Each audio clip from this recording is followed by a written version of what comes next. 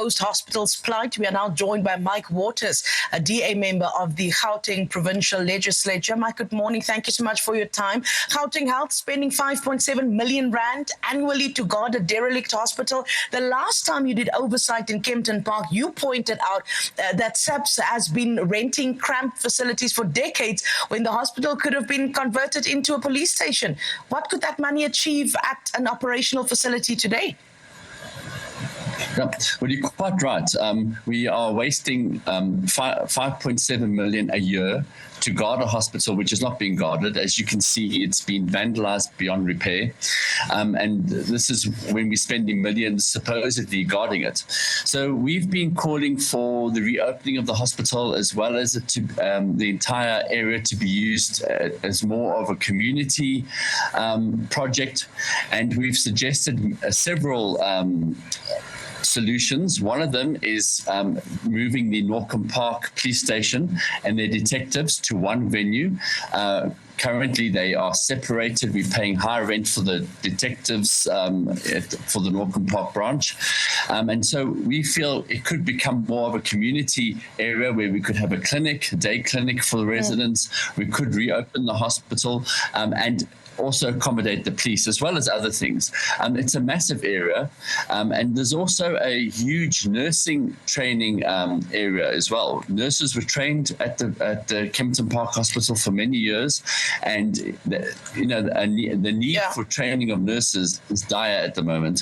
And so they have all these facilities that are basically rotting away, and there's no excuse for it, given the fact that the closest hospital to Kempton Park is Tembisa.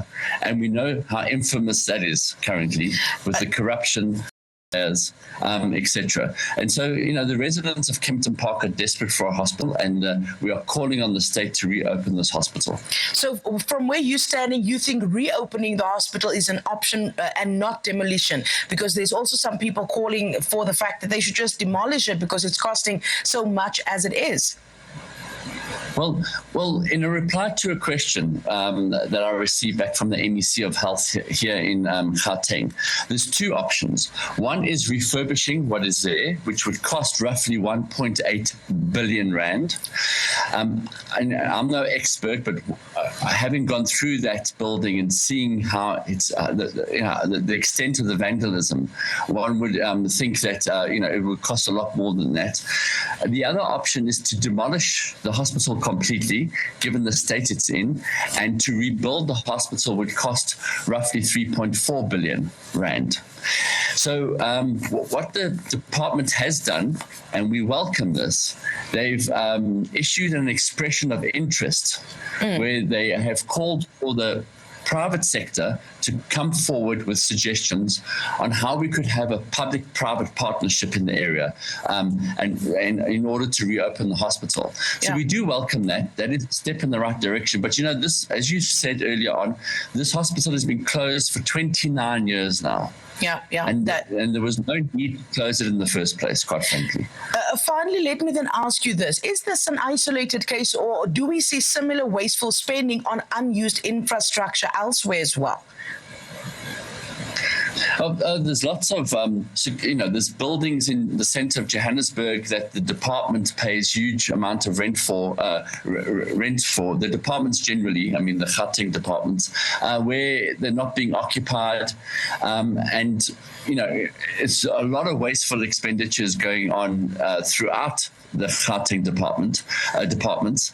And we really need to take stock of what we're spending and why we're spending it, given the financial crunch that the government is facing. We can't just keep spending money as if, there's no tomorrow. Taxpayers are feeling the brunt. Their taxes are going up every year. Rates and taxes are going up by the council every year. And people are really battling. There is really a cost of living crisis out there. And the government needs to be a lot more sensitive towards that than they currently are. Mike, I really do appreciate your time and sharing your insights. That was the DA MPL, Mike Waters.